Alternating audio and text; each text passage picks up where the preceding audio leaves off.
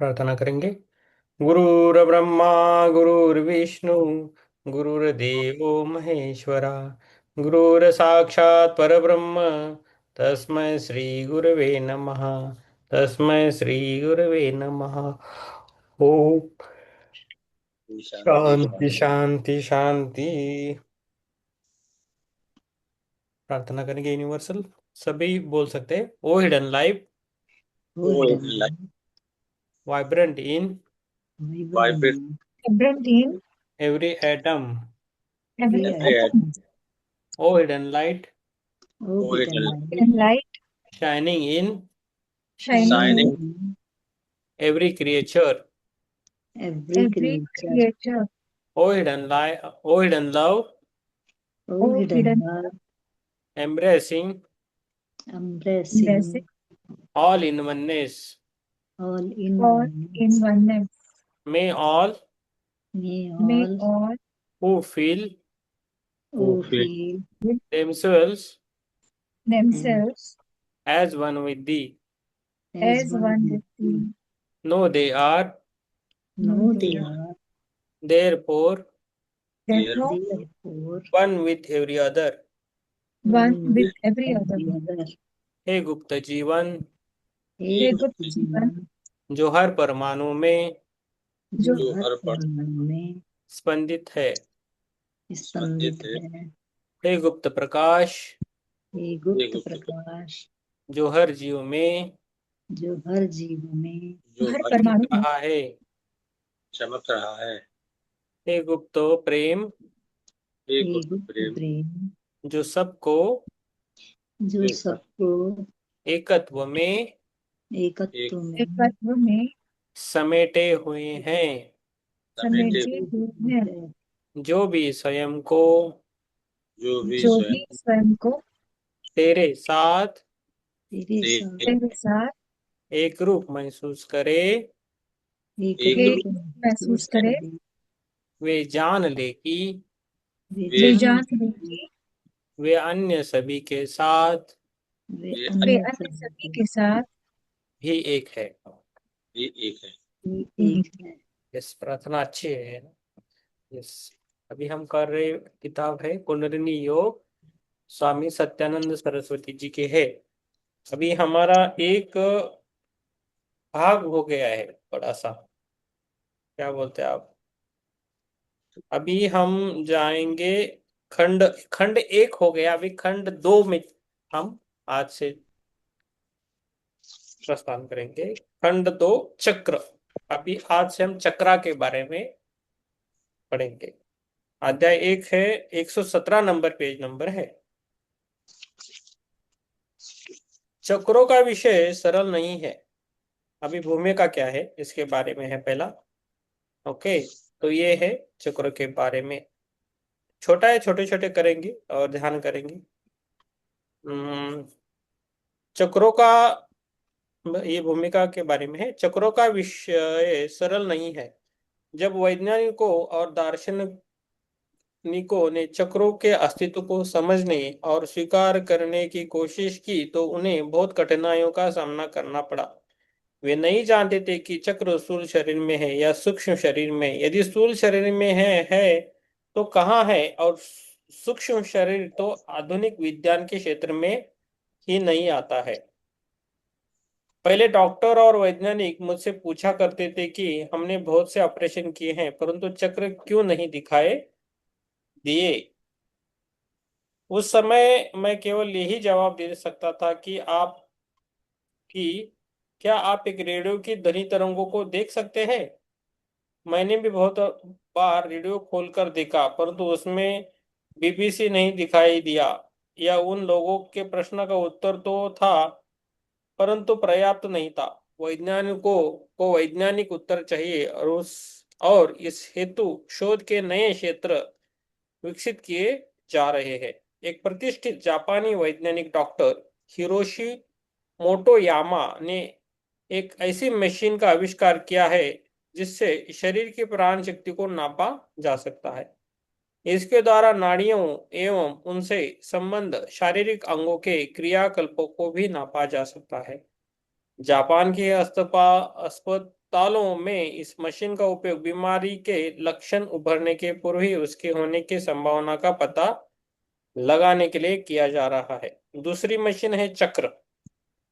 इसके द्वारा रीढ़ में स्थित अतीन्द्रिय केंद्र में होने वाले उद्दीपनों का पता लगाया जा सकता है। इससे ऐसे लोगों की रीढ़ में स्थित अतीन्द्रिय केंद्रों के उद्दीपनों का पता लगाना संभव हो गया है, जो वर्ष से योग कर रहे हैं और जिनकी मानसिक शक्तियां जागृत है।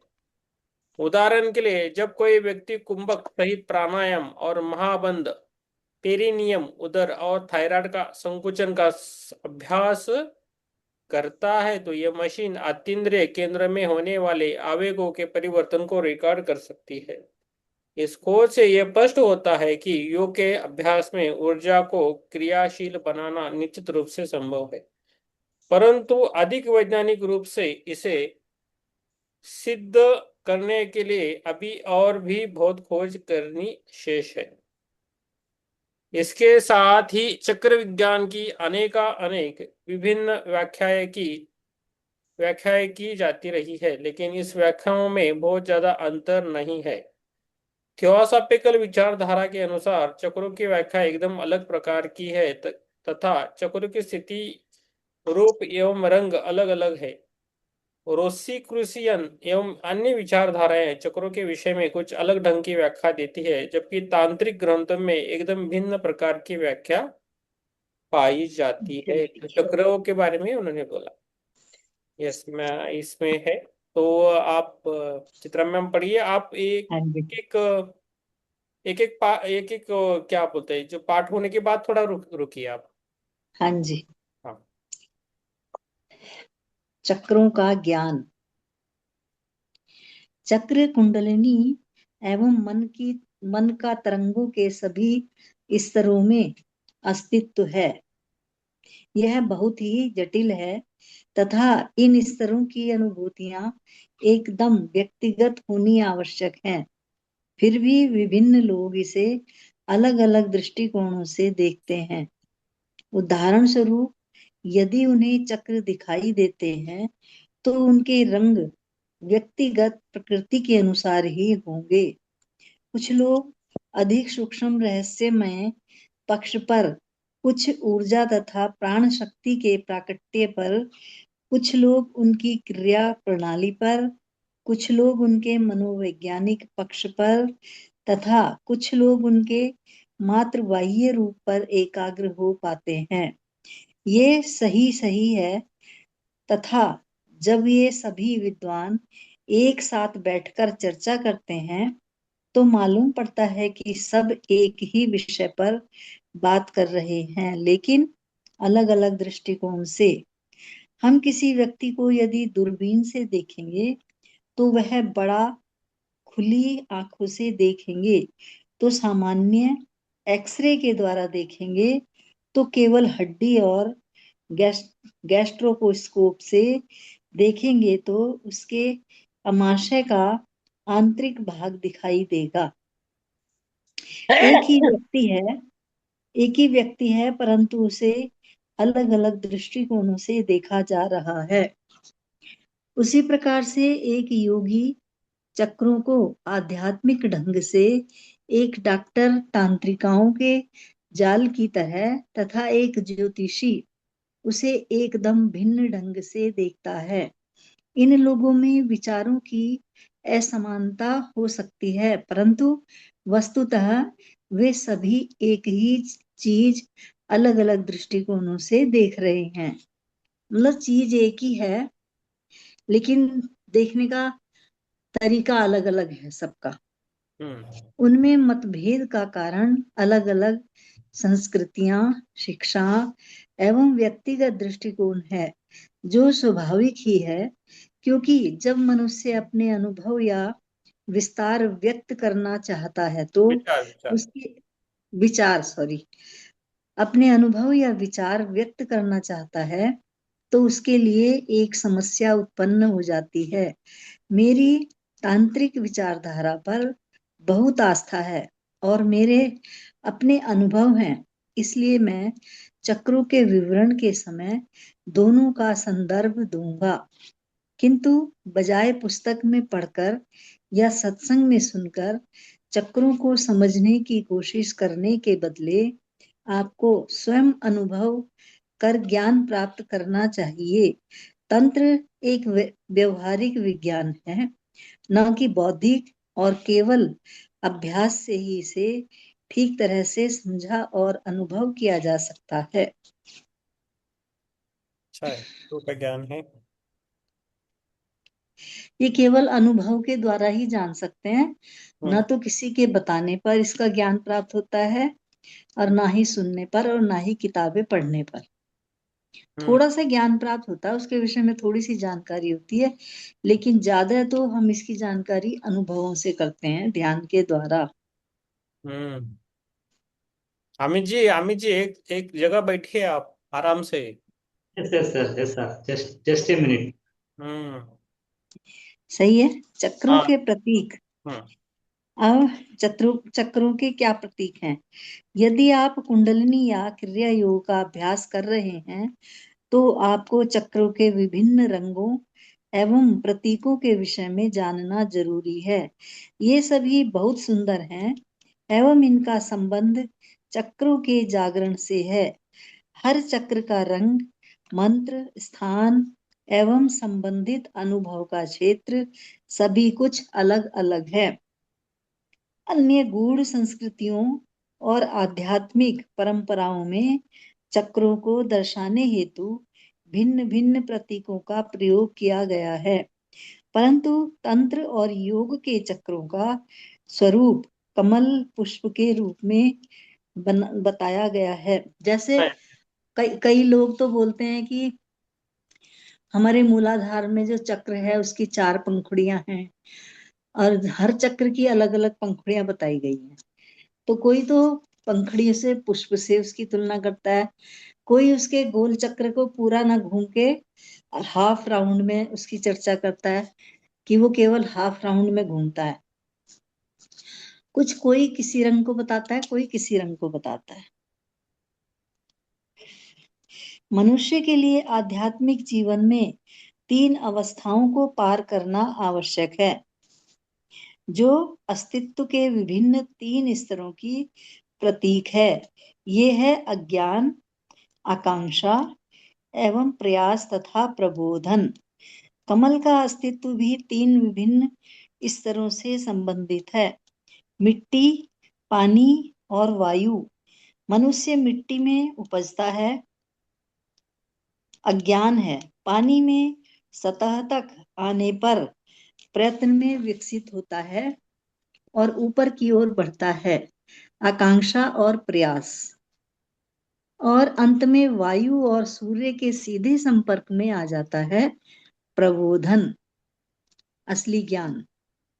जो कमल है ना, जो उसकी पत्तियां होती हैं, वो उगता तो कीचड़ में है।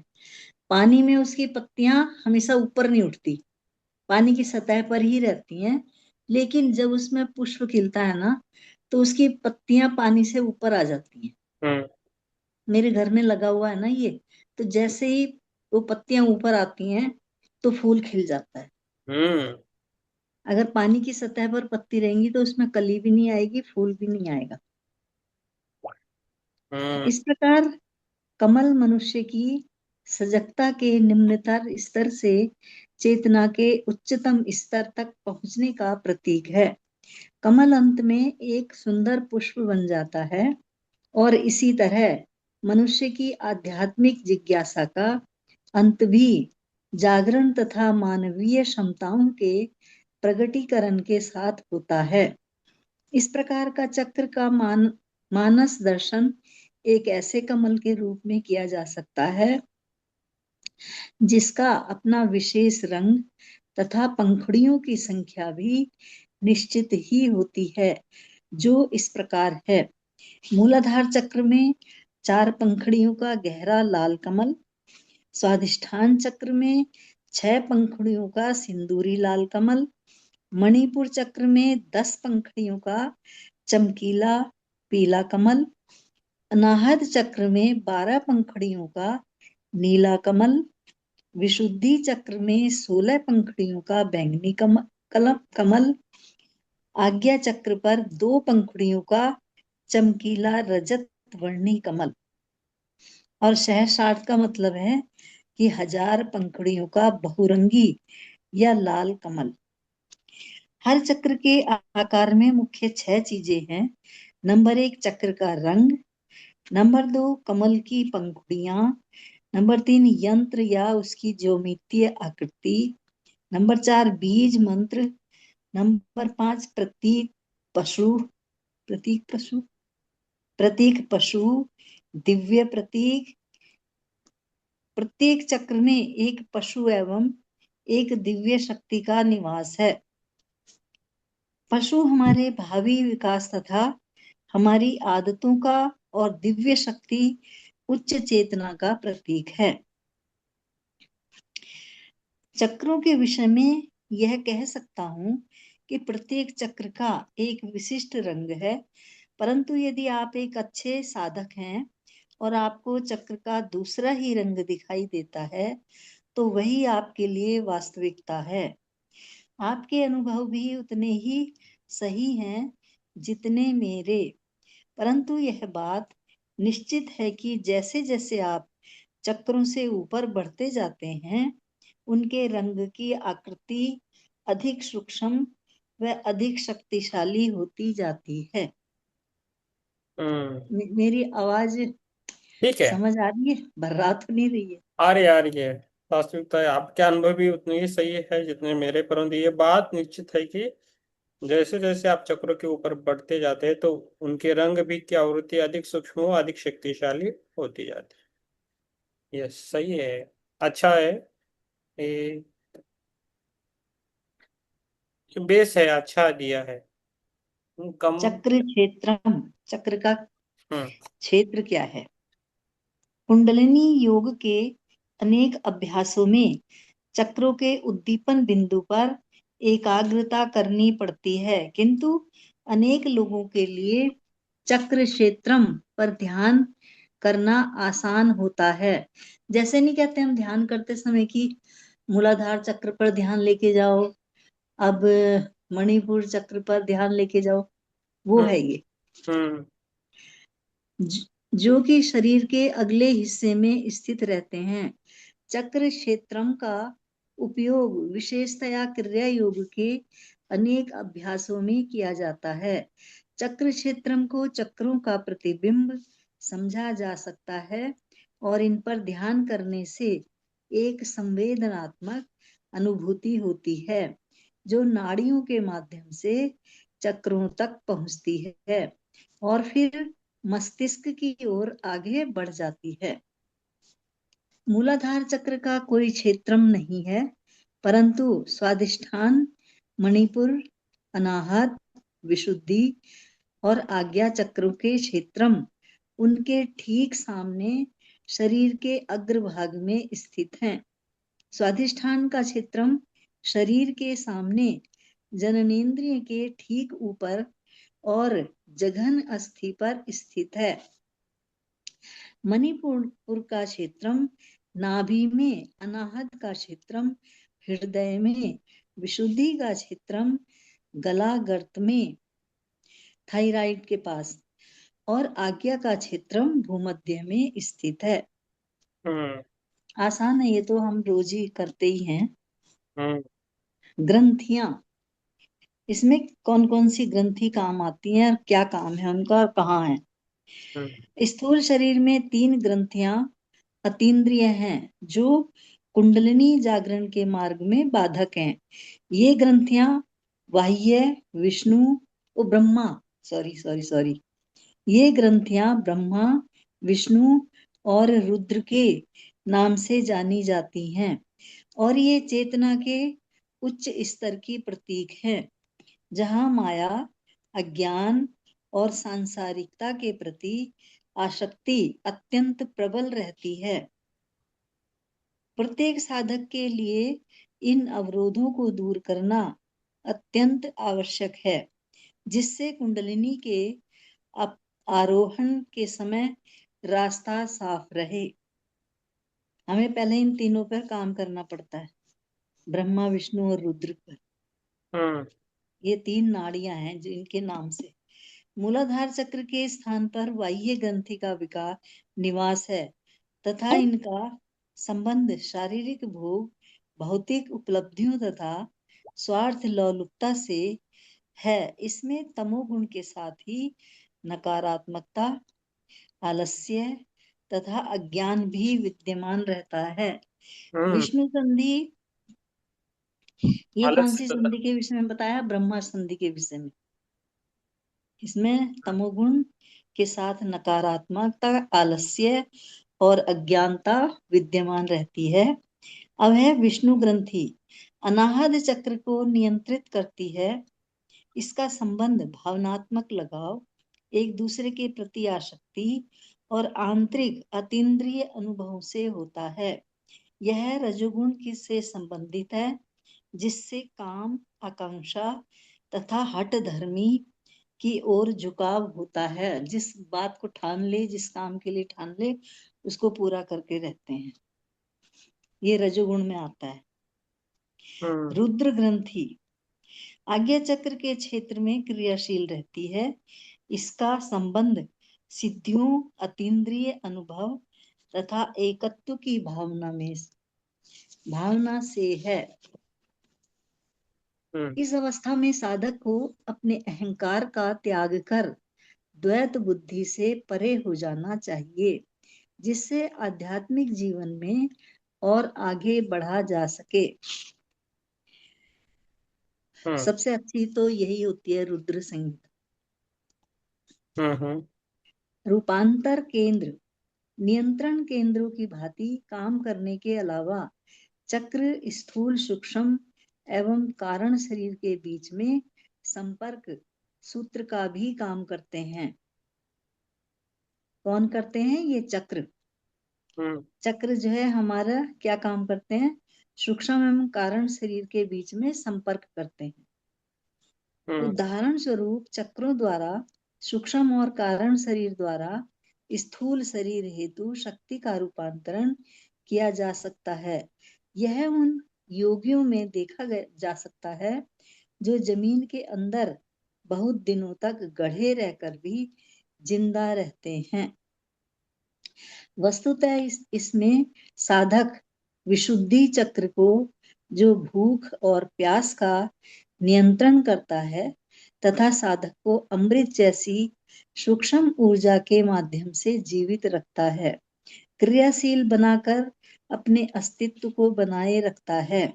यह भी देखा गया है कि चक्रों के माध्यम से शारीरिक शक्ति को सूक्ष्म शक्ति में परिवर्तित किया जा सकता है और शारीरिक शक्ति शारीरिक सीमाओं के अंदर ही मानसिक शक्ति में बदली जा सकती है। इस तरह चक्र 2 शरीरों, आयामों के बीच ऊर्जा के हस्तांतरण एवं परिवर्तन का एक माध्यम है। साथ ही साथ ये शरीर व चक्र के बीच ऊर्जा के रूपांतरण में भी सहायक हैं। जैसे जैसे चक्र क्रियाशील व जागृत होते जाते हैं, मनुष्य ने केवल अस्तित्व के उच्च क्षेत्रों के प्रति अधिक सजग हो जाता है, वरन उसे उस क्षेत्र में प्रवेश करने की क्षमता भी प्राप्त हो जाती है, जिसके परिणाम स्वरूप निम्न क्षेत्रों को सजीव बनाने में सहायता मिलती है। Yes, thank you. हो गया। इस तरह चक्रों को 2 शरीर आयामों के बीच ऊर्जा के हस्तांतरण एवं परिवर्तन का एक माध्यम है। साथ ही साथ ये शरीर और मन के बीच ऊर्जा के रूपांतर में भी सहायक है। जैसे जैसे चक्र क्रियाशील व जागृत होते जाते हैं, मनुष्य न केवल अस्तित्व के उच्च क्षेत्र के प्रति अधिक सजग हो जाता है, वरन उसे उन क्षेत्रों में प्रवेश करने की क्षमता भी प्राप्त हो जाती है, जिसके परिणाम स्वरूप निम्न क्षेत्रों को सजीव बनाने में सहायता मिलती है। तो सजीव बनाते हैं। तो ऐसी कुछ लोगों को पावर थी जो हाथ से लोगों को ठीक करते थे। यीशु यीशु क्रिस्त को थी ना, उनका हाथ किसी को लगा तो वो बीमार आदमी अच्छा होता था, ठीक हो जाते हैं। हाँ जी। है ना। तो ऐसे भी कुछ लोगों के भारत में भी है और रहेंगे भी। और होके गए भी, जिनकी दृष्टि पड़े तो वो ठीक हो जाते थे, तो इसलिए लोग अभी भी जाते हैं। लेकिन जो ज्यादा योगी लोग हैं, ध्यानी लोग हैं, उनके पास ऊर्जा रहती है बहुत, इसलिए वो उनके पास जाते हैं, उनका सानिध्य उनको अच्छा लगता है, ये बात है। आगे आगे पढ़ना है या रुके इधर? 9:30 हो गए सर। हम्म, अभी तक तो पढ़ा है वो तो, ये था। यस, 9:30 हो गए हैं। ये तो बहुत बड़ा पार्ट है। ये बहुत बड़ा है। हाँ जी, 140 पेज, 123 से 140 पेज तक है। 140 तक है? अरे बाप, अध्याय कल नहीं, कर लेंगे पता है। इसको, कल करते हैं। हाँ नहीं, बीच वाले 130 तक है अध्याय। 123 से 140 तक। नहीं, 123 से 130, 130 तक। अच्छा, इसका हाँ, आज्ञा चक्र भी तो है। हम्म। एक एक चक्र को लेंगे हम्म। तब ज्यादा समझ आ जाएगा। हम्म। चलो देखेंगे। तो मैं देखता हूँ अध्याय दूसरा, चक्रों के द्वारा विकास। आप अभी बैठिए, देखेंगे। सारे जीवन का विकास हो रहा है एवं मनुष्य इसमें कोई अपवाद नहीं है। मनुष्य का विकास जो कि जन अनवरत रूप से जारी है, विभिन्न चक्रों के माध्यम से आगे बढ़ रही एक यात्रा है। मूलाधार सबसे आधारभूत चक्र है जहां से हम अपना विकास प्रारंभ करते हैं, और सहस्त्रार वह चक्र है जहां विकास की चरम परिणति होती है। क्योंकि हमारा विकास सहस्त्रार के माध्यम से होता है, अतः प्राय यह अनुभव हमारे सांसारिक जीवन के तथा आंतरिक अनुभव ध्यान की अवस्था में होते हैं। क्योंकि धीरे धीरे तंत्रिका संस्थान में विभिन्न क्षमताएं तथा केंद्र जागृत होते हैं। ऐसा इसलिए होता है क्योंकि सूक्ष्म अतीन्द्रिय शरीर में विभिन्न नाड़ियों के माध्यम से अधिक शक्तिशाली एवं अधिक तरंगों वाली ऊर्जा का प्रभाव होता रहता है। मूलाधार मनुष्य में शक्ति का सबसे पहला केंद्र है, किंतु पशुओं में यही सबसे उच्च चक्र है। यह पशुओं का सहस्त्रार है। मूलाधार मनुष्य में शक्ति का सबसे पहला केंद्र है, किंतु पशुओं में यही सबसे उच्च चक्र है। यह पशुओं का सहस्त्रार है।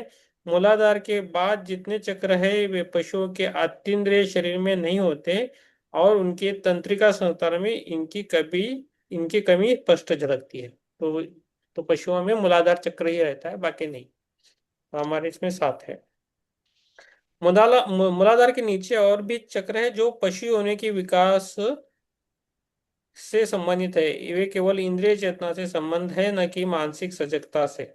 जब आपकी चेतना इन निम्न चक्रों के द्वारा विकसित हो रही थी तो आपका मन केवल इंद्रिय चेतना के साथ ही संबंध था। इस स्थिति में व्यक्तिगत सजगता या अहंकार का अभाव था, क्योंकि इनका प्रारंभ केवल मूलाधार से होता है। ये निम्न चक्र हमारे शरीर में अब नहीं है, क्योंकि हम इस स्तर को पार कर चुके हैं। तो जानवरों में मूलाधार चक्र ही सहस्त्रार है, उसके नीचे अलग अलग चक्र है।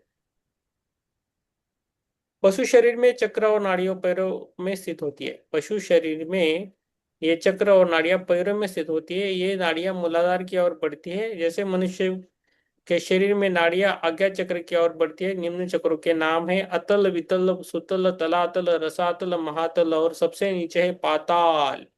जैसे मूलाधार चक्र मनुष्य में सबसे निचला है, वैसे ही पाताल पशु में सबसे नीचे है।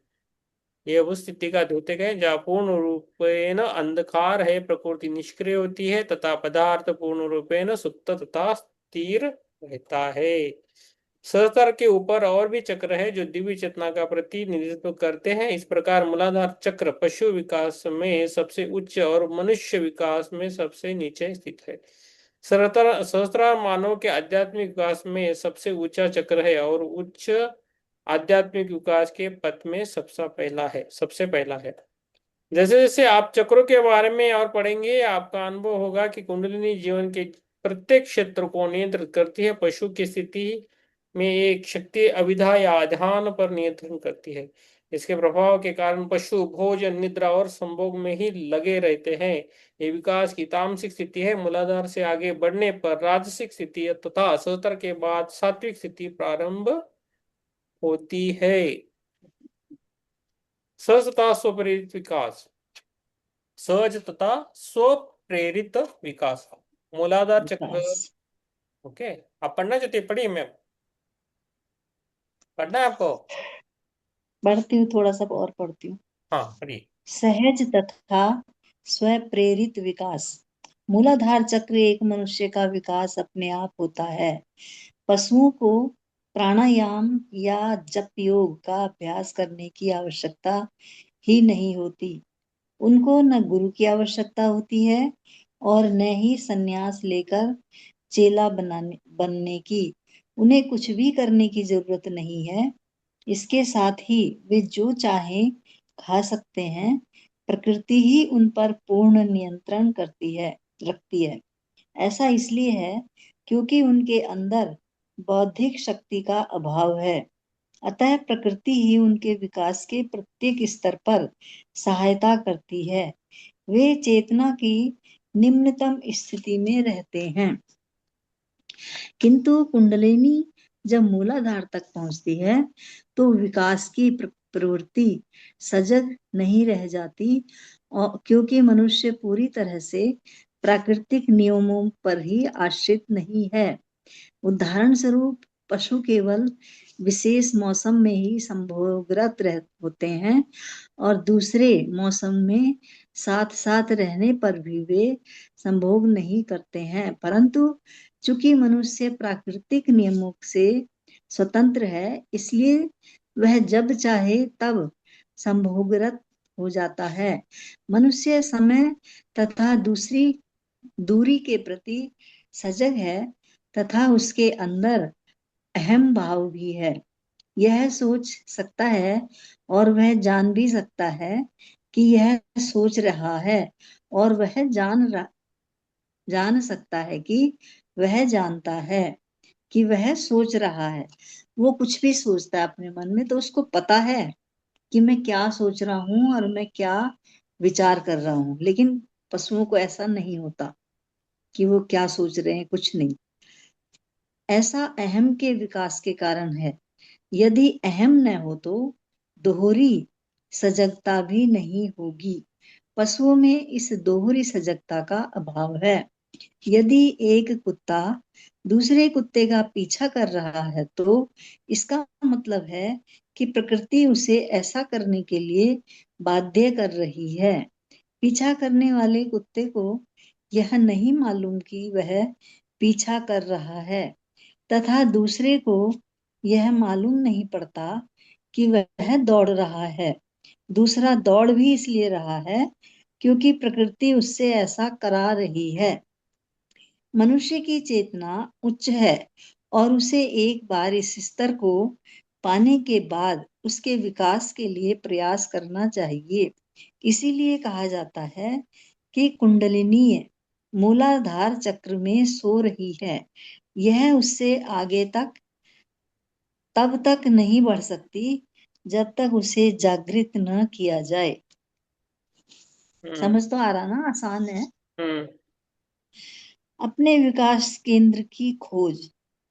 मूलाधार में जब शक्ति का जागरण होता है तो वह तुरंत ऊपर की ओर नहीं बढ़ने लगती है। वह बहुत बार ऊपर जाकर फिर सुप्तावस्था में पहुंच सकती है। आपको मालूम है कि आपके बच्चे सुबह कैसे उठते हैं? आप उन्हें बहुत बार जगाते हैं, फिर भी वो बार बार सो जाते हैं। कुंडलिनी का जागरण भी इसी तरह है। कभी कभी तो यह स्वाधिष्ठान या मणिपुर तक भी पहुंचती है, परंतु ऐसा मूलाधार में पुनः वापस आकर सुप्तावस्था में जाने के लिए होता है। किंतु एक बार मणिपुर से आगे जाने के बाद कुंडलिनी पुनः नहीं लौटती। किसी चक्र तक पहुंचकर कुंडलिनी की आरोहण की प्रक्रिया तभी रुकती है जब सुषुम्ना या किसी चक्र विशेष में किसी प्रकार का अवरोध हो। कुंडलिनी किसी एक चक्र में वर्षों तक या पूरे जीवन तक भी पड़ी रह सकती है। ये किसी भी चक्र में बहुत लंबे समय तक भी रह सकती है। कभी कभी जब कुंडलिनी आरोहण के समय किसी चक्र में रुक जाती है तो उस चक्र से संबंधित कुछ सिद्धियां व शक्तियां प्राप्त हो सकती हैं। ऐसी स्थिति में हो सकता है कि आप स्वनियंत्रण खो बैठे तथा वस्तु स्थिति को भी न समझ सकें। वह अभी मार्ग में ही है। जब किसी व्यक्ति को सिद्धि मिल जाती है तो उसे उसका प्रदर्शन करने की इच्छा होती है। इस समय साधक सोच सकता है कि वह ऐसा मनुष्य के अच्छे के लिए कर रहा है, परंतु यह सही नहीं है, सही नहीं होता, बल्कि इस माध्यम से उसके अहंकार का पोषण होता है और इससे उसके ऊपर माया का, अज्ञान का ऐसा मोटा पर्दा पड़ जाता है जिससे उसकी आगे की प्रगति ही रुक जाती है। यदि कोई व्यक्ति चमत्कारों, सिद्धियों का प्रदर्शन करता है तो इसका यह तात्पर्य है कि उसका वह चक्र विशेष जागृत हो चुका है जो कि इन सिद्धियों का स्रोत है। किंतु जब कुंडलिनी सभी चक्रों से होती हुई शीघ्रता से आगे बढ़ जाती है तो सामान्यतः सिद्धियों का प्रकटीकरण नहीं होता, और यदि हो भी जाए तो वह बहुत थोड़े समय में समाप्त हो जाएगा। अतीन्द्रिय शक्तियां तभी लंबे समय तक बनी रहती हैं जब कुंडलिनी किसी चक्र विशेष तक पहुंचकर अवरुद्ध हो जाती है। हो सकता है कि हमारे निम्न चक्रों में पहले से ही जागरण हो चुका हो जिससे हम अनभिज्ञ हों। चूंकि हम सभी विकास के भिन्न भिन्न स्तरों पर हैं, अतः यह आवश्यक नहीं कि कुंडलिनी के जागरण की प्रक्रिया मूलाधार से ही प्रारंभ की जाए। हम लोग तो कुंडलिनी के मूलाधार से जागरण की बात इसलिए करते हैं जिससे संपूर्ण प्रक्रिया समझाई जा सके, परंतु पूर्ण जन्म की साधना या माता पिता की साधना के कारण हो सकता है कि पहले से ही आपकी कुंडलिनी मणिपुर में हो। यदि ऐसा है तो कुंडलिनी का आरोहण वहीं से शुरू होगा, किंतु चूंकि आप अपने पूर्व जीवन को भूल चुके होते हैं, अतः आपको कुंडलिनी का स्तर याद नहीं रहता। इसलिए गुरु कहते हैं कि कुंडलिनी मूलाधार में सुप्तावस्था में है। यह अनाहत में भी हो सकती है, लेकिन मैं हमेशा बोलता हूँ कि वह मूलाधार में ही है और आपको अभ्यास मूलाधार से ही प्रारंभ करना चाहिए। हो सकता है आपको मूलाधार में कोई अनुभव ना हो या स्वाधिष्ठान में या मणिपुर में भी कोई अनुभव ना हो, किंतु जैसे ही कुंडलिनी अनाहत में पहुंचती है अनुभूतियां प्रारंभ हो जाती हैं। अतः कुंडलिनी योग का अभ्यास शुरू करने के पहले आपको मालूम होना चाहिए कि आपको कहाँ से अभ्यास शुरू करना है। इसके लिए सबसे उत्तम अभ्यास है कि आप नित्य 15-20 मिनट तक मूलाधार पर ध्यान कीजिए, पुनः 15 मिनट तक स्वाधिष्ठान पर ध्यान कीजिए, 15 दिन तक मणिपुर, और ऐसे ही सहस्रार तक कीजिए। उसके बाद आपको अपने विकास के स्तर का शीघ्र ही पता लग जाएगा। कुछ लोगों को अनाहत पर ध्यान करना सरल है क्योंकि उनके लिए वही उनका केंद्र है। कुछ लोगों को आज्ञा चक्र अत्यंत शक्तिशाली लगता है तथा आकर्षण का केंद्र होता है, जबकि दूसरों के लिए मूलाधार से ही प्रारंभ करना सरल होता है। ये सबकी अलग अलग प्रक्रिया है, अलग अलग स्थान से शुरू कर सकते हैं तथा अन्य ऊंचे चक्रों की स्थिति तक का पता चलना असंभव सा हो जाता है। अंततः आप यह जान सकने में सफल होंगे कि आपका सबसे अधिक संवेदनशील चक्र कौन सा है, और तब आप कुंडलिनी जागरण की अगली यात्रा के लिए तैयार हो जाएंगे। परंतु यहाँ एक बहुत आवश्यक तथ्य बताना जरूरी है कि यदि आपका कोई उच्च चक्र जैसे अनाहत अचानक जाग जाग जाए तो भी आपको निचले चक्रों को जगाने के लिए प्रयत्न अवश्य करना चाहिए। कुंडलिनी जागरण का तथा उनके सभी चक्रों से होकर गुजरने का उद्देश्य है उन चक्रों के साथ साथ उनसे संबंधित मस्तिष्क के रहस्यों को भी जगाना। इसलिए संपूर्ण मस्तिष्क के जागरण हेतु सभी चक्रों का जागरण होना अत्यंत आवश्यक है। होगी स्पेस बस मेरी ऊर्जा खत्म। मैं आज देख रहा था सांस आप कब तक पढ़ सकते हैं। सांस फूलने लग रहा बीच बीच यस, में नहीं ना। नहीं नहीं, आ रहा बच्चे में। हाँ, पेज नंबर 127। संदीप जी, आप कहाँ थे? आज क्लास नहीं था आपका। आज आज बुधवार है।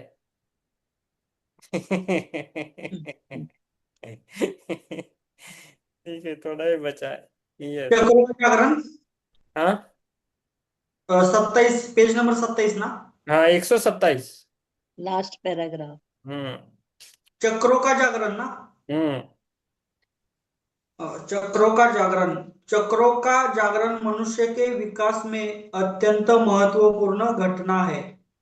इसे किसी रहस्यवाद या गुप्त विद्या की तरह समझने की भूल नहीं करनी चाहिए, क्योंकि चक्रों के जागरण से हमारी चेतना तथा मन का स्तर बदल जाता है।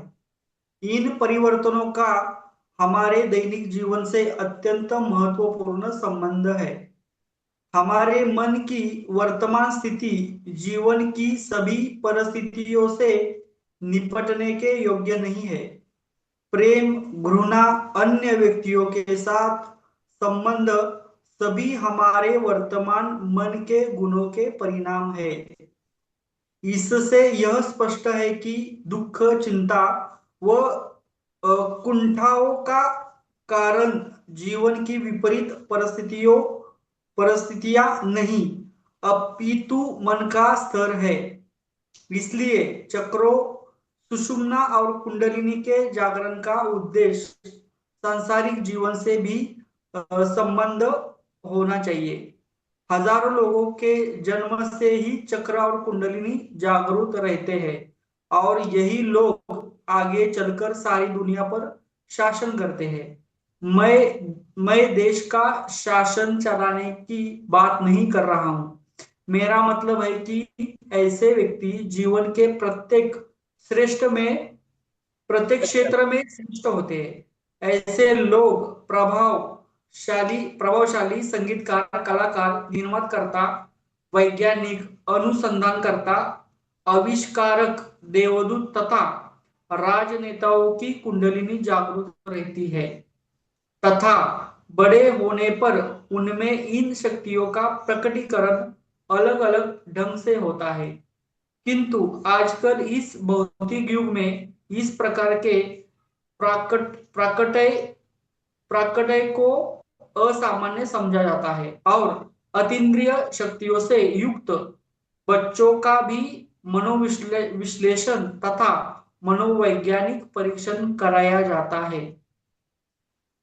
यदि कोई व्यक्ति पारिवारिक या व्यक्तिगत घटना के संबंध में किसी व्यक्तिगत द्वंद्व तक सीमित रह जाए तो शायद असामान्य न समझा जाता, परंतु जैसे जैसे मन तथा चेतना का विकास होता है वैसे वैसे व्यक्ति उन घटनाओं के प्रति अधिक संवेदनशील होता जाता है जो उसके मन, परिवार, साथियों, समाज तथा देश में घट रही होती है तथा जीवन की छोटी से छोटी चीजों को भी वह अनदेखी नहीं कर सकता।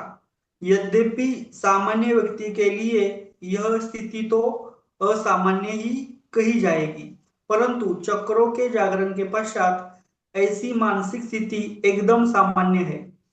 व्यक्ति की चेतना अत्यंत अत्यंत सूक्ष्म हो जाती है तथा उसकी ग्रहणशीलता बढ़ जाती है, क्योंकि मन का स्तर ही बदल जाता है। हर रूप, हर ध्वनि और हर रंग की कुछ अपनी हाँ, आवृत्ति होती है। आप रुकिए थोड़ा। Thank you. Yes, Ram Prasad ji, उच्च क्षमताओं का प्रकटीकरण। चलो आप पढ़िए।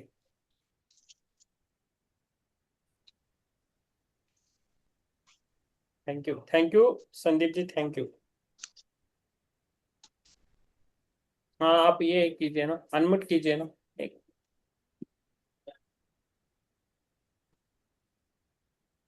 हाँ, यस।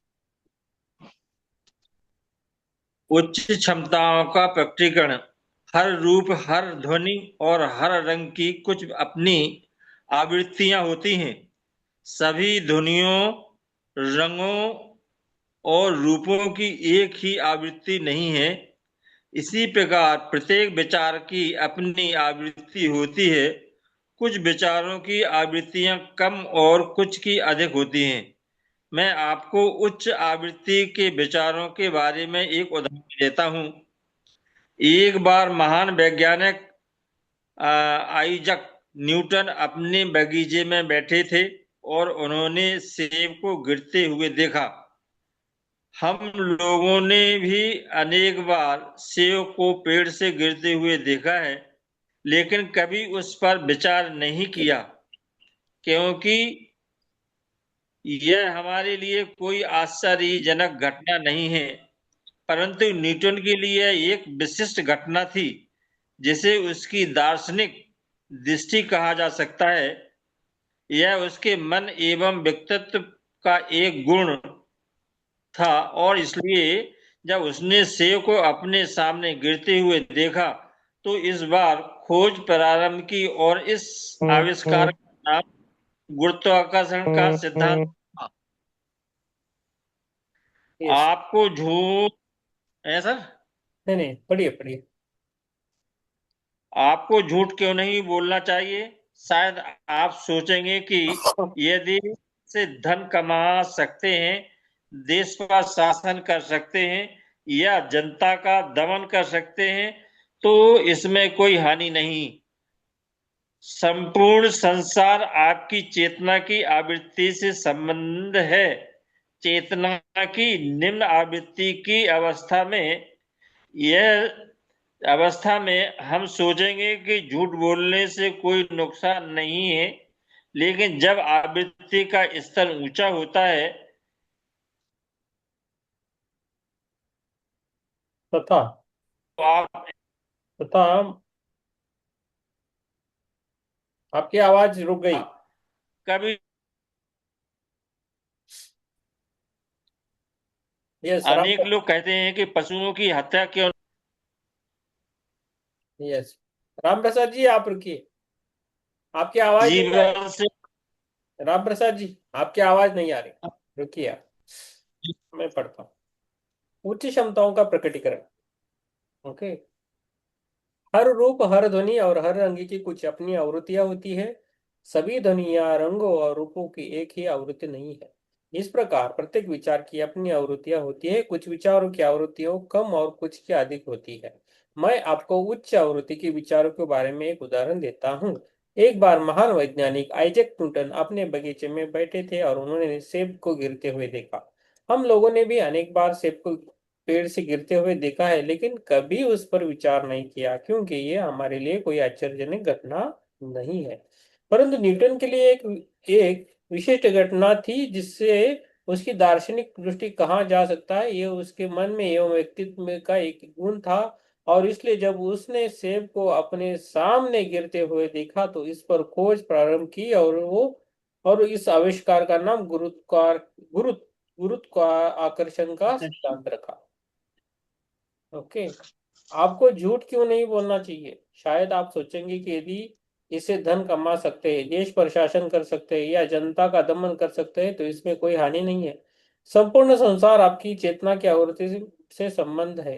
चेतना की निम्न आवृत्ति की अवस्था में हम सोचेंगे कि झूठ बोलने से कोई नुकसान नहीं नहीं है, लेकिन जब आवृत्ति का स्तर ऊंचा होता है तब मन का एक अन्य स्तर पर काम करने लगता है, और तो आप ऐसा कभी नहीं स्वीकार कर सकेंगे। अनेक लोग कहते हैं कि पशुओं की हत्या क्यों ना करें। आखिरकार हम उसे इस पर जीवन हाँ, आखिरकार हम उसे इस जीवन से मुक्त कर रहे हैं, तथा उसे इस योग्य बना रहे हैं कि वह शीघ्र अच्छी योनि में जन्म ले सके। जिस समय मन कार्यरत रहता है उस समय हमारा दृष्टिकोण व सोचने का ढंग अपने मन के स्तर एवं आवृत्ति विशेष पर निर्भर रहता है। एक बार भगवान बुद्ध अपने चचेरे भाई देवदत्त के साथ शिकार करने गए। देवदत्त ने एक चिड़िया को तीर मारा जो कि घायल होकर गिर पड़ी। भगवान बुद्ध ने उस चिड़िया के दर्द का अनुभव किया और तुरंत वहां जाकर उसके शरीर में घुस गए और तीर को बाहर निकाला। किंतु देवदत्त को दर्द का कोई अनुभव नहीं हुआ। वो बहुत खुश था क्योंकि उसका निशाना ठीक लगा था। भगवान बुद्ध की चेतना उच्च आवृत्ति पर कार्यरत थी और इसलिए वे उस चिड़िया के दर्द की अनुभूति कर सकने में सक्षम थे जिससे उनके अंदर करुणा का उदय हुआ। इसलिए अच्छी मानस प्रवृत्तियां जैसे प्रेम, दान, करुणा, दया भी मन की अभिव्यक्ति है जो जागृत चक्रों में संबंधित है। यही कारण है कि अनाथ चक्र के जागरण को इतना महत्व दिया जाता है। निस्संदेह हर चक्र बहुत बहुत महत्वपूर्ण है और प्रत्येक की अपनी अपनी क्षमताएं हैं। परंतु आप सभी आध्यात्मिक क्षेत्र ग्रंथों में ये पाएंगे कि मूलाधार, अनाथ और आज्ञा के जागरण का महत्व अधिक है, जबकि अन्य लोगों के लिए अनाथ के जागरण का। जब अनाथ चक्र का जागरण होता है तो हमारा ईश्वर, पारिवारिक सदस्य तथा प्रत्येक जीव के साथ एक सूक्ष्म संबंध स्थापित हो जाता है।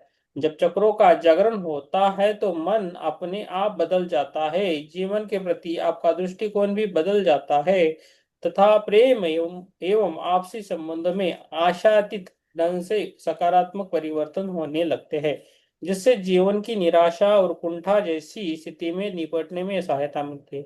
इसलिए आप अपेक्षाकृत अधिक ऊंचे स्तर का जीवन यापन करने लगते हैं तथा जीवन के प्रति दृष्टिकोण काफी अच्छा हो जाता है। यदि चक्रों के जागरण से परिवार में ऐसी एकता आ जाए जिसमें कभी बिखराव नहीं हो तो इससे ज्यादा आपको और क्या चाहिए।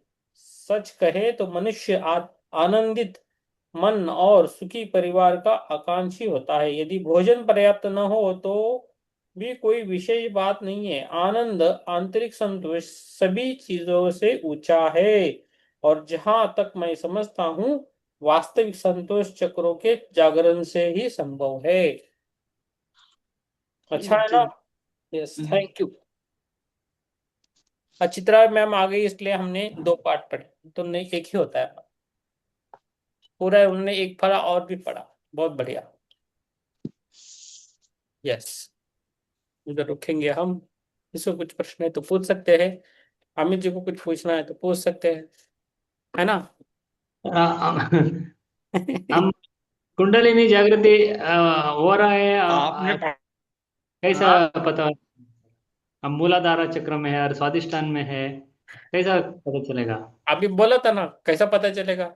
हाँ, ये 15 दिन 10 से 15 मिनट एक चक्र का अभ्यास करना है। पहला मूलाधार, बाद में स्वादिष्ठान, मणिपुर, ऐसा करते करते जाना है। आपको समझ में आएगा कि आपका किधर है। अभी मुझे समझ में आता है मेरा मणि ये स्वादिष्ठान और मणिपुर के बीच में कहाँ अटक गया है। हिलता है पूरा बॉडी में, मुझे पता हो गया इधर मेरा अटक गया है।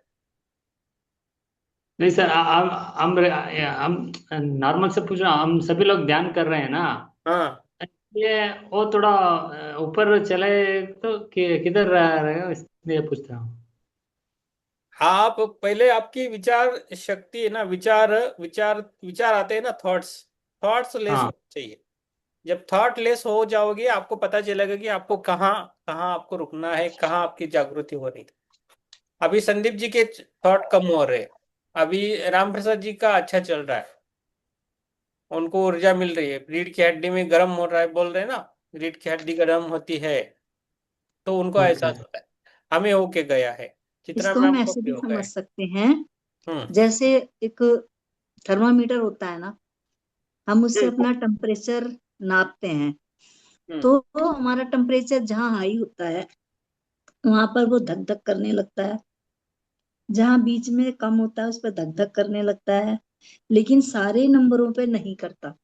यस ऐसे हमारा ध्यान जिस चक्र पर जाएगा हम्म वहां कुछ ना कुछ प्रतिक्रिया होगी, तो हम उससे जान जाएंगे कि हम यहाँ पर हैं। हम्म सिंपल सी बात है।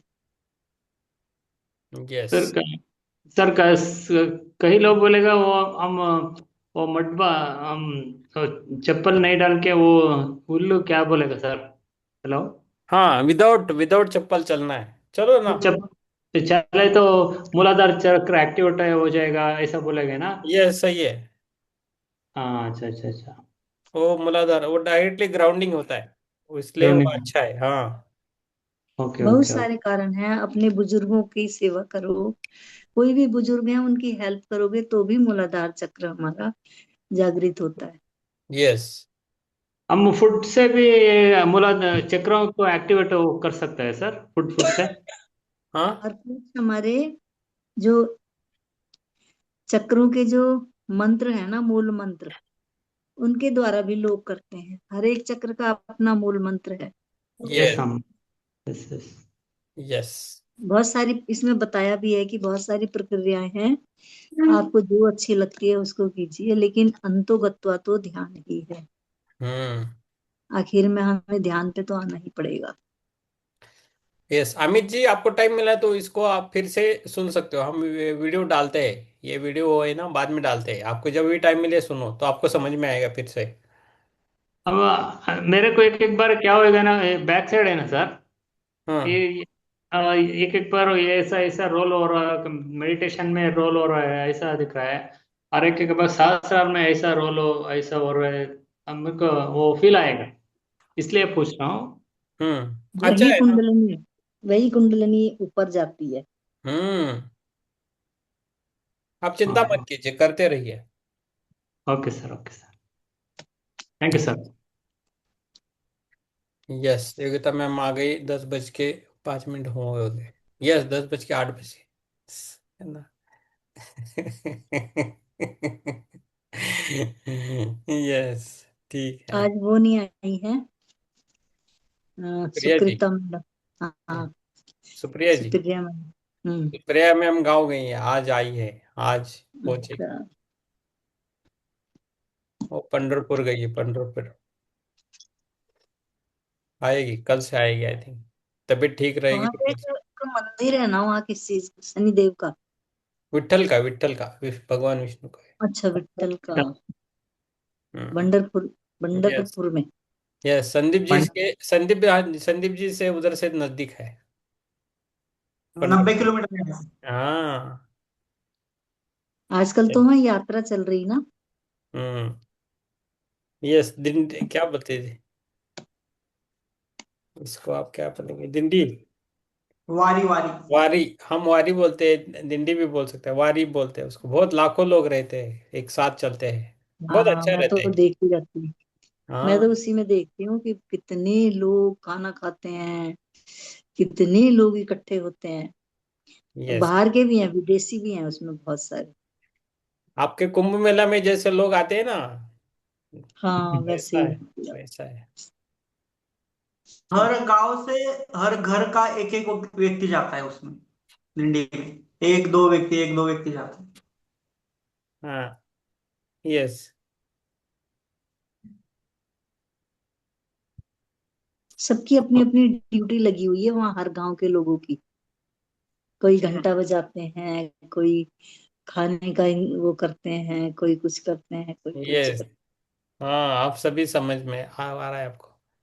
अच्छी बात है, वो भी हैं। सेवा है।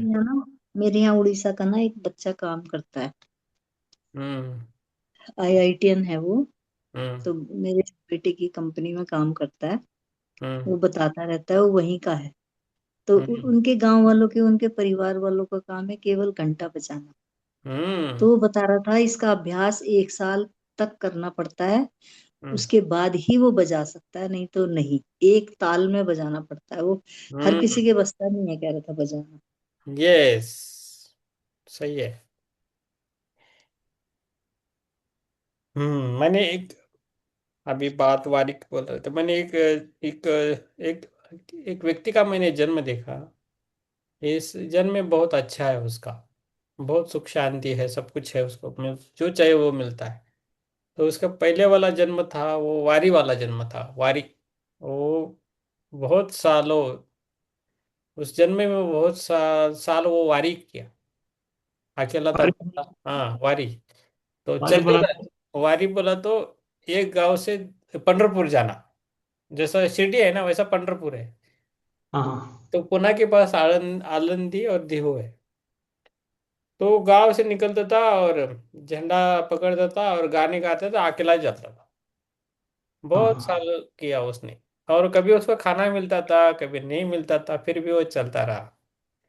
तो लेकिन उस जन्म की जो उसकी तपस्या थी, तो इस जन्म में उसको बहुत अच्छा जीवन मिला। उसके जो पुण्य थे इस जन्म में, तो उसके पास जो भी मिलता था चिड़ियों को देता था, कुत्तों को देता था, गाय को देता था। और खुद के लिए कुछ भी बचाता नहीं था, फिर जब कोई देता था तभी खाता था। ऐसा भी जन्म है लोगों का। चाय पीने की बहुत आकांक्षा रहती, पैसे हाथ में नहीं रहते तो कभी कभी चाय पीने को मिलता। कभी कभी होटल में पहले होटल अलग थे, तो बहुत दिनों का भी खाना खाना पड़ता था उसको, लेकिन जाता था, हंसमुख रह के जाता था। लेकिन ऐसे करते करते वो गया, चल बस। तो इस जीवन में उसकी जिंदगी बहुत सवर गई। हमें ऐसा जब बताते हैं तो हम किसी का नाम नहीं लेते उस व्यक्ति का, ये मना है। वो अच्छा रहे, अच्छा रहेंगे तो आपको क्यों मीट करे सर? नहीं उस जन्म, हाँ अच्छा रहे तो उसको इस जन्म में और अच्छा कर्म करना है। तो मैंने उसको बोला कि आप उस वारी वाले को आप कुछ दे दो। आपको इस जन्म में मिला है, आपका कुछ कर्जा भी है, तो वो आपको वापस करना है। तो वो आप देना है। जवारी में लोगों को खाना पीना, जो भूखे रहते हैं, कुछ लोग बहुत अच्छे रहते हैं, कुछ लोग अलग थोड़ा। देखो हर जगह गांव में थोड़े अलग लोग भी रहते हैं और बहुत अच्छे भी लोग रहते हैं।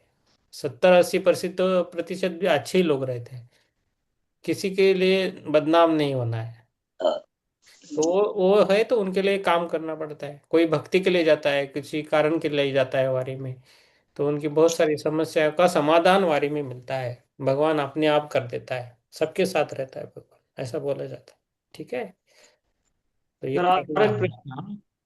हाँ बोलिए हेलो बोलिए। हाँ बोलिए सर। सर, हमको प्रीवियस कर्मा वो सोल लेवल में आएगा और बॉडी लेवल में आएगा सर, प्रीवियस का? आपका सोल तो अमर है, अभी बॉडी लेवल में आएगा। आप तो संचित रहता कर, है। हाँ। कर्मा संचित रहता है हमेशा। संचित मीन्स 10 लाख रुपीज बैंक में रहता है, वो उसको बोला जाता है संचित। आपका ओके। 10 लाख आपके बैंक में है, तो संचित। आपको कभी आपको गांव जाना है, अभी बेंगलोर से आपको निकलना है, आपको जाना है चेन्नई। चेन्नई जाना है तो उसमें से आप कितना निकालोगे पैसा? चेन्नई के लिए कितना लगेगा? 10,000 निकाल सकता है ना? यस। आना जाना घूमना, 1 वीक जाके आना है या 100 दिन जाना है, तो आप 1 लाख रुपए निकालोगे या 2 लाख निकालोगे। तो वो निकाला, वो उसको बोला जाता है प्रारब्ध। उसको बोला जाता है प्रारब्ध। वो प्रारब्ध आपको एक जन्म में पूरा करना पड़ता है। तो 10 लाख से आपको 1 लाख खर्चा करना है या 50,000 करना है या 10,000, वो आपके हाथ में रहता है। जैसे आपकी मर्जी हो वैसा खर्च करना है। तो खर्च करना है मीन्स कर्मा से हमें वो कर्मा बैलेंस करने पड़ते हैं। ज्यादा बुराई किए तो तकलीफ होता है, जब ज्यादा अच्छाई किए तो तकलीफ कम होता है इस जन्म में। सीधी बात है। ये सिंपल है कर्मा का, लेकिन हर एक लिए अलग रहता है, इसलिए वो हम समझ नहीं पाते उसको। हम खुद एडजस्ट नहीं होते, उसको एक्सेप्ट नहीं करते। पहली बात है, हमें एक्सेप्ट करना सीखना है। और कर्म करते समय हम सोचते नहीं है। अपने आप होता ही रहता है वो कर्म। आप सोचते भी हैं लेकिन वो हो ही जाता है। हम्म कभी कभी ज्यादा ऐसा नहीं। होता है ना, कभी कभी अमित जी ऐसा होता है ना, हमें पता होता है ये गलत है, गलत हो रहा है, फिर भी हम वो गलतियां करते जाते हैं, और हमें बाद में भी उसको पता रहता है, फिर भी हम किए जाते हैं। पता रहता है फिर भी वो होता है। कभी कभी कुछ चीजें ऐसी होती है कि हमारे हाथ में नहीं होती, लेकिन वो अपने आप होती रहती है, तो उसको बोला जाता है कर्म। समझ में आया? हमारा भाग्य अलग रहता है और कर्म अलग रहता है। भाग्य आता है, कोई कोई हमें ब्लेसिंग दे, आशीर्वाद दे, तो उसका थोड़ा असर होता है हम पर, लेकिन ज्यादा देर नहीं होता।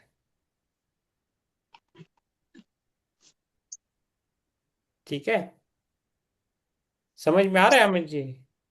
Yes sir, yes sir, yes. ये आप ध्यान कीजिए, और प्रश्न के उत्तर आपको अपने आप मिल जाए। Yes sir, yes sir. Yes, ठीक है। अब आई थिंक 10, 16, सवा 10 बजे है। यस, अभी किसी को कुछ प्रश्न रहेगा नहीं रहेगा? राम प्रसाद जी वेट कर रहे हैं ध्यान के लिए, वो लगे ऑलरेडी, वो ध्यान में गए। यस। सबकी परीक्षा रहती है, राम प्रसाद जी की भी है, माधुरी जी की भी है, मेरी भी है, योगिता मैम की है, सबकी परीक्षा रहती है।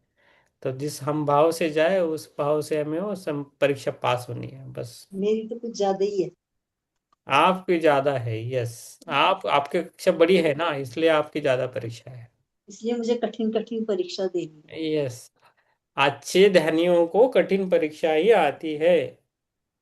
सभी लोग उसका उसका ज्यादा था। मैं बोलता हूँ मेरे प्रॉब्लम बड़ा है, और आपको लगा उसका प्रॉब्लम बड़ा है। सबको लगता है, सबको लगता है कि मेरा प्रॉब्लम बड़ा है, यस यस यस। क्योंकि हमें दूसरों का प्रॉब्लम पता नहीं होता आपको सभी पता पड़ेगा किसी का प्रॉब्लम मैं कैसा। तो मैं सबका देखने लगता हूँ तो मेरा कम दिखता है, मुझे क्या करूँ मैं दफ्तर में काम करता हूँ, मुझे बड़ा दिखता है, जब शाम को सबके साथ बैठता तो मुझे कम दिखता है। तो ठीक है कि नहीं? है ना? तो जीवन ऐसा ही है, जो आए वो आए। इस देखो, हम इधर मिलने के लिए इधर ऐसे ही बैठे बातें कर रहे, पढ़ रहे, सुन रहे, ज्ञान ले रहे, दे रहे, इसका भी कुछ कारण है ना। यस ऐसे ही यस। नहीं हम आएंगे ना इधर, कुछ तो कारण रहेगा, है ना? इसलिए हम दूर, हम एक जगह नहीं है फिर भी हम एक साथ है। इसका करेक्ट। इसको भी प्रारब्ध बोला जाता है कि नहीं? कोई मुंबई यस। से है, कोई सोलापुर से है, बेंगलोर से है कि नहीं? कोई भोपाल से है, तो लोग आते हैं। मैम तो देहरादून से है, कहाँ देहरादून कहाँ है, बेंगलोर कहाँ है? हाँ, हाँ। तो ये सब है, ये सभी चमत्कार रहते हैं। हम दिन में हम उस न्यूटन जैसे नहीं देखते, बस आइजैक न्यूटन के ने जैसा देखा हम नहीं देख, सभी सामान्य दिखता है।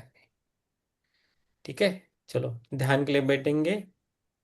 राम प्रसाद जी आधा आधा हो गया उनका ध्यान। चलो आराम से बैठना है, और जो होता है उसे होने दीजिए बस।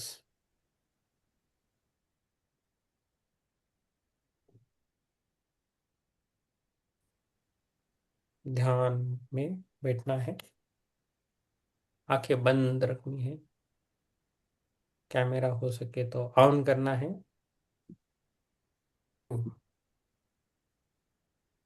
Yes Yogita ma'am.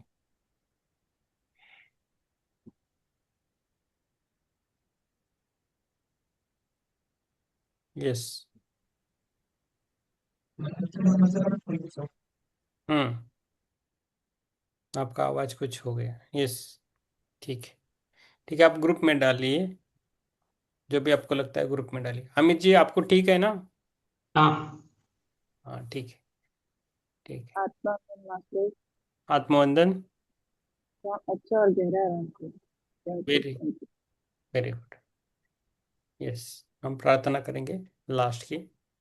ओम सर्वे सुखिनः सन्तु, सर्वे सन्तु निरामया, सर्वे भद्राणि पश्यन्तु, मा कश्चित् दुःख भाग् भवेत्। ओम शांति शांति। Yes, thank you. सबको शुभ रात्रि, कल मिलेंगे।